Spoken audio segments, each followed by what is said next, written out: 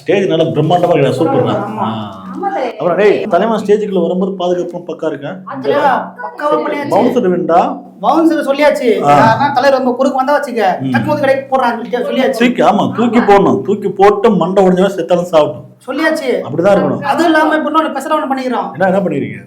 போலீஸ்கார ஏன்னா வந்தா கையை பிடிச்சி போய் சொல்லிட்டான். அப்படி பண்ணிட்டீங்களா? அது ஒரு 500 பேர் உள்ள இறக்குறோம் நம்மால. சூப்பர் சூப்பர் அற்புதம். அப்படிதான் பண்ணணும். ஒரே டவுட் தலைவரே, சொல்லுங்க. எல்லா கட்சியும் நடந்துச்சுன்னா ஈவினிங் தானே ஒரு கூட்டம் நடத்துறாங்க, நம்ம மட்டும் ஏன் உச்சி வெயில வச்சு என்னன்னு தலைவரே?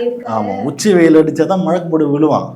அப்பதான் வந்து இது ஆளுக்கட்சி சரின்னு சொல்ல முடியும். ஏன்னா தண்ணி இல்லை, தண்ணி பற்றாக்குறை. ஆம்புலன்ஸ் இல்லை, ஆம்புலன்ஸ்ல வந்தானோ சாகடிச்சானோ ஊசி வச்சு போட்டானோ கூட்டத்துல கத்தி வச்சு குத்தினானோ அப்படி நம்ம வந்து பண்ண முடியும். பல வந்து மாயாஜாலத்தை பண்ண முடியும். தலைவரே தண்ணி பற்றாக்குறை ஆமா இந்த மாதிரி ஒரு 25,000 பேர் வரன்னு சொல்லிக்கிறாங்க தலைவரே.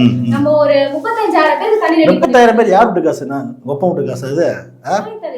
எல்லாம் வசூல் 5000 பேருக்கு போதும், 5000 பேருக்கு போதும் தண்ணி ரெடி பண்ணும். போதும்டா, தூக்கி போடு தண்ணி, தூக்கி போடு தண்ணி, தூக்கி போடு எல்லாத்தையும் இங்க தூக்கி போடுங்க பாரு. 10,000 பேருக்கு ஒரு 500 கேன தூக்கி போட முடிஞ்சிரு.